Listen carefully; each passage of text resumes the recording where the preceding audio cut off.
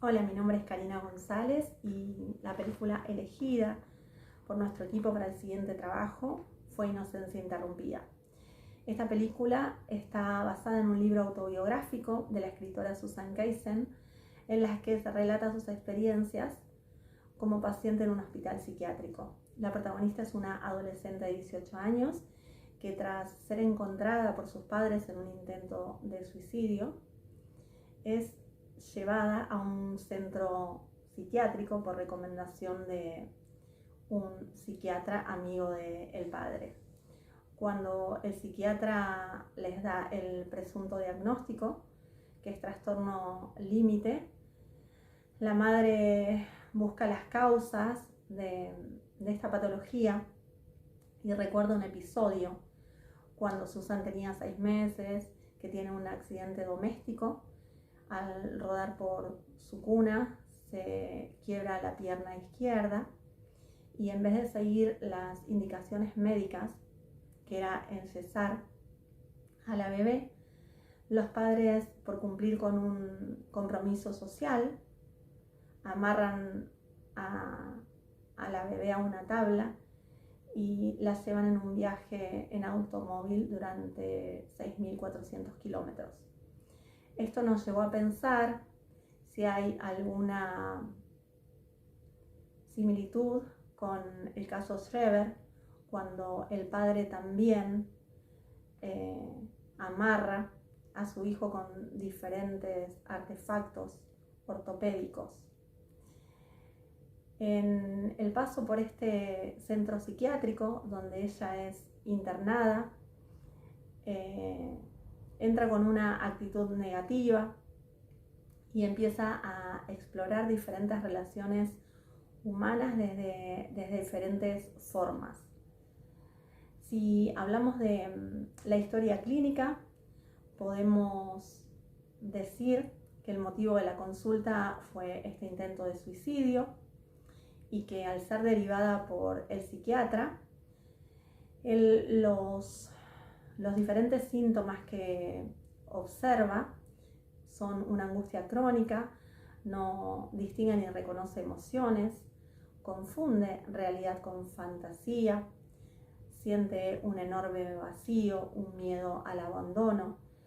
Las relaciones vinculares son desde lo sexual, por lo tanto hay promiscuidad y hay una tendencia al autodaño. Lo vemos en estas relaciones de promiscuidad que tiene, en el intento al suicidio, y también hay una fragmentación del cuerpo porque no se hace cargo del hecho y dice que no pudo haberse tomado ese tubo de pastillas porque no tenía huesos en las manos. También podemos decir que tiene un patrón permanente e inflexible de experiencia interna y de comportamiento que se aparta acusadamente de las expectativas de la cultura del sujeto, inestabilidad emocional de la personalidad, marcada predisposición a actuar de un modo impulsivo, sin anticipar las consecuencias de cada una de sus acciones, junto con este estado de ánimo inestable y caprichoso. No puede controlar sus impulsos. En cuanto al tratamiento farmacológico que se le indica, son estabilizadores del estado de ánimo, y las indicaciones terapéuticas es psicoterapia individual centrada en la transferencia, desarrollando un sentido más estable y realista de sí misma y de los demás, para poder relacionarse con ella misma y con los demás de una forma más saludable a través de la transferencia con el terapeuta, y así reducir las conductas de autodaño. Creemos que también sería conveniente fomentar la escritura, porque a ella le gusta escribir, para que sea un canal y que pueda poner en palabras todo lo que no puede poner en el lenguaje, que lo pueda traducir en el papel. Cuando hablamos de transferencia por esta patología, vamos a entender que la relación de transferencia no va a ser una relación de transferencia típica, sino que si hace transferencia con la madre, el analista va a ser la madre directamente. Por eso es importante este vínculo para asegurar seguridad, para favorecer la autoestima y para reducir también este miedo que siente al abandono. A lo largo del largometraje se pudo demostrar que la señorita Kaisen poseía en términos psicoanalíticos un desborde funcional debido a una vulnerabilidad yoica, desembocando en situaciones. Hola, mi nombre es Tomás Galeano, número legajo 28128, y hoy voy a hablar sobre la semiología del caso de la señorita Kaisen. Al momento de la evaluación, la señorita Kaisen ha presentado varias características claves con el trastorno del límite de la personalidad o TLP. Está haciendo distorsión espacio-tiempo. En esferas afectivas se muestra intensidad hacia varios reactores, tanto como relaciones interpersonales como situacionales, mientras que en la esfera atencional se demuestra una disminución de la misma, tomando en cuenta que eso podría ser considerado una hipoprosexia.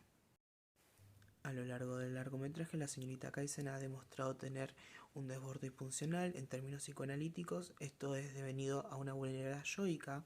Esta vulnerabilidad yoica desemboca en situaciones vinculares no óptimas para el desarrollo personal de la persona, deveniendo a situaciones de abandono, tanto para ella y para con otros. Esto debido a un mecanismo de defensa, al no querer ser abandonada. Esto tiene que ver mucho con el estilo de personalidad borderline. Tomando en cuenta el manual de diagnóstico de DSM-4, se podría decir que la señorita Kane posee trastorno límite de la personalidad debido a su gran incapacidad para planeamiento futuro, su imprudencia para sí misma y para sí los demás, su despreocupación e impulsividad y sus problemas hacia el abandono. En cuanto al diagnóstico del DSM-5 que encontramos, podemos hablar de un trastorno límite de la personalidad porque se observa un patrón al inicio de la vida adulta que cumple con los criterios diagnósticos.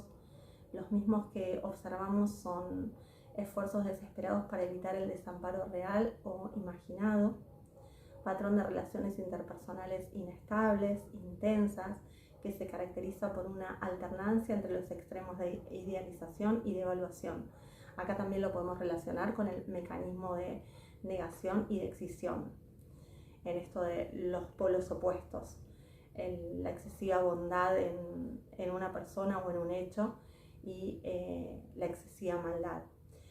La impulsividad en dos o más áreas que son potenciales autolesivas, por ejemplo esto, ¿no? Las relaciones promiscuas, el no medir en los actos destructivos, el fumar continuamente,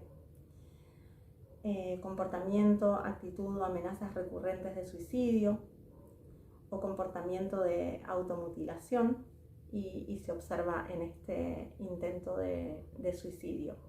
Y la sensación de vacío crónico también, que está presente en ella todo el tiempo. En cuanto a las indicaciones, recomendamos seguir con el gusto por la escritura, también reunirse con el grupo de sus compañeras con las cuales realizó vínculos diferentes. Ahí comenzó su forma diferente de vincularse con ella misma y con los otros. Por eso la recomendación es seguir fomentando el vínculo con estas relaciones que estableció dentro del centro y seguir alentando y motivando a la escritura como canal para poder volcar lo que no puede volcar de forma oral o lo que no queda encerrado dentro del lenguaje. Cuando hablamos del pronóstico para el caso de la señorita Kane, hay que aclarar que también su trastorno imposibilita mucho la capacidad de la transferencia entre paciente y psicólogo.